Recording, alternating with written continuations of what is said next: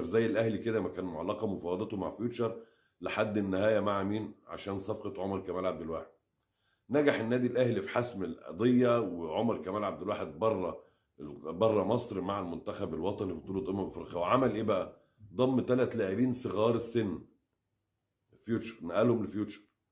يعني فيوتشر اللي ضم 3 لاعبين شباب صغار السن مجهولين لنادي فيوتشر، مقابل انه ساب عمر كمال عبد الواحد للنادي الاهلي. وده وضع طبيعي جدا ان اللعيب من الاهلي او من الزمالك، حتى لو لعيب شاب او صغير، له ثمن ومتاسس كويس ويقدر يعمل يصنع فارق لصالح انديه اصغر من الاهلي والزمالك، ويكون له شخصيه مختلفه، يعني اتربى كويس.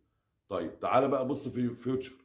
لما طلب الزمالك يضم دلوقتي اثناء المفاوضات الدائره حاليا، ده حب يتكلم مع اداره فيوتشر في انه، طبعا احنا عارفين ان اداره فيوتشر اداره اهلاويه يعني، وده مش عيب، هم حرين، بس هم بيجاهروا ان هم اهلاويه. وسبق لنبيل دعبس رئيس النادي وليد دعبس رئيس النادي طلع قال انه عمر كمال عبد الواحد هديتي للاهلي وجماهيره. يعني هو الراجل كمان بيهادي النادي الاهلي. طب يا عم الزمالك عايز منك ناصر ماهر، قال لك لا ستوب، زي ما خدت 3 لاعبين من الاهلي انا عايز 3 لاعبين من الزمالك. هو مفاوض شاطر، طيب جميل، يعني عايز 6 لعيبه في 2 لاعبين، اوكي، عايز مين من الزمالك بقى؟ اداره الزمالك اللي بتسال. رد الراجل قال لهم عايز 3 لاعبين: ابراهيم نضاي، لعيب المحترف، وخلي بالكم لو اتنقل فيوتشر الزمالك اللي بيتحمل تبعات الصفقه بالكامل والرواتب والبتاع. طيب مين تاني يا عم؟ عايز محمد طارق، اللاعب الصاعد لاعب المنتخب الاولمبي، مفيش مشكله. واللاعب الثالث هيبقى عمرو السيسي. يعني انت عايز عمرو السيسي وعايز محمد طارق وعايز ابراهيم نضاي عشان الزمالك بس ياخد منك ناصر ماهر. اعتقد انها مبالغه كبيره، ومش ممكن الصفقه دي باي حال هتتم كده. على الاقل ابراهيم نضاي لعيب محترف، صعب الزمالك يسيبه مجانا، ما هو كده يبقى مجانا لو راح، الا لو كان على سبيل الاعاره، يبقى في الحاله دي مفيش مشكله.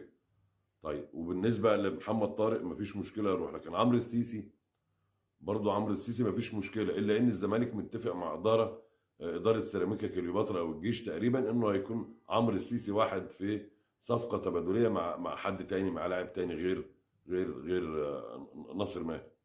فهنا بدأ الزمالك مشكله من المفاوضات. زي ما بقول لحضرتك انه لو انت عندك عنصر الوقت والرفاهيه كنت هتتكلم بدري، كنت هتقول له لا كفايه مثلا 2 لاعبين، لا كفايه انا هدفع مبلغ مالي واللعيبه دي هسوقها اي حاجه، المهم انك كنت هتستغل لعيبتك بشكل افضل.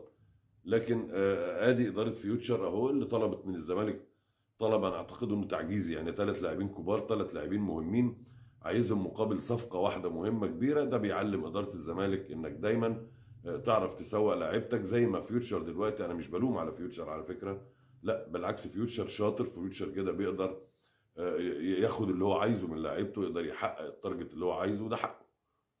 على الجانب الاخر طبعا الجديد بقى اللي هقوله تاني قبل ما اقفل مع حضراتكم، ان الزمالك بدأ بالفعل يفكر، يعني المنحة للفرق المتعثرة ومنها مصر ومنها الزمالك في مصر جاية منحة من الاتحاد الدولي، لكن يبدو ان اتحاد الكرة رافض انه يكون طرف في حل مشاكل الزمالك. ليه يا عم عامر؟ علشان لا يتهم اتحاد كرة القدم بانه مد فترة القيد خصيصا لمجاملة الزمالك. طب بالله عليكم ده كلام؟ طب ونفرض ان الفيفا قال لك الانديه المتعثره انا معاها وبفتح لها القيد، فحضرتك تقول له لا، انا عندي نادي في مصر بعمل حسابه واقلق من اعتراضه على فتح باب القيد؟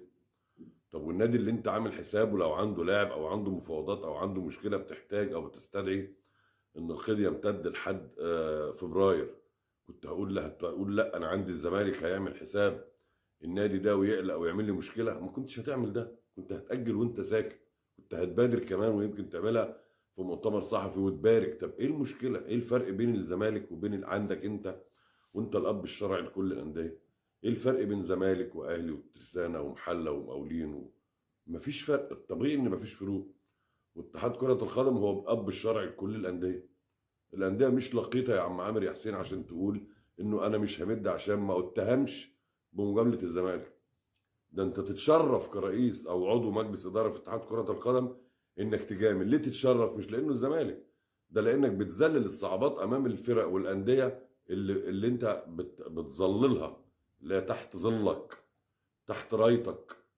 تبقى بتتشرف انك انت بتحل مشاكل الانديه مش بتعقدها. عموما حبيت في المقدمه انوه بس ليه اتحاد كره القدم قد يفعلها في اي لحظه، يقول لك انتهينا من القيد في نهايه يناير زي اي حد تاني، وممكن كمان يمد القيد بس لأندية الدرجة الثانية والثالثة زي برضو ما لمح في تصريحاته. يعني ممكن وارد جدا يطلع بعد يومين ثلاثة يقول لك خلاص قررنا نحن اتحاد كرة القدم مد القيد في الدرجة الثانية بس، أو لو خد موافقات من تحت لتحت ضمنية هيطلع يقول لك قررنا مد القيد لنهاية فبراير. بس ده اللي أنا أشك فيه، وبناء عليه على مجلس إدارة الزمالك إنه يتعامل مع الطرح الثاني اللي هو إنهاء القيد في يناير ومد القيد فقط للدرجات الأدنى في لحد نهايه يعني فبراير. من هنا على الزمالك انه يجتهد ويواصل ويخش في صراعات وفي سباقات مع الزمن عشان يخطف اللعيبه اللي عايز يخطفها، لان الزمالك كمان بعيد عن مساله فتح القيد القريبه ان شاء الله. ممكن القيد بتاعه تاني يتوقف في الصيف اللي جاي ويبقى الزمالك ما عندوش قيد تاني.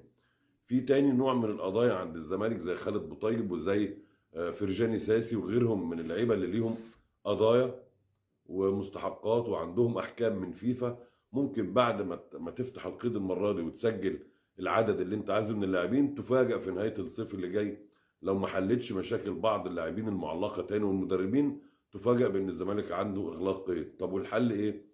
الحل حضرتك تخلص اكبر عدد من اللاعبين في يناير، وتبدا بعد يناير تشوف المشاكل المعلقه وتبدا تحل فيها واحده واحده قبل ما تفاجئ بانه فتره القيد الصيفي على الابواب او جايه اللي هي في نهايه الموسم.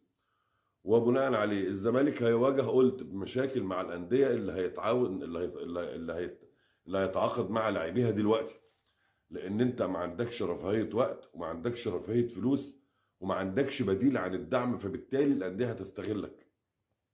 وكانت فعلا اللي انا قلته بيحصل النهارده.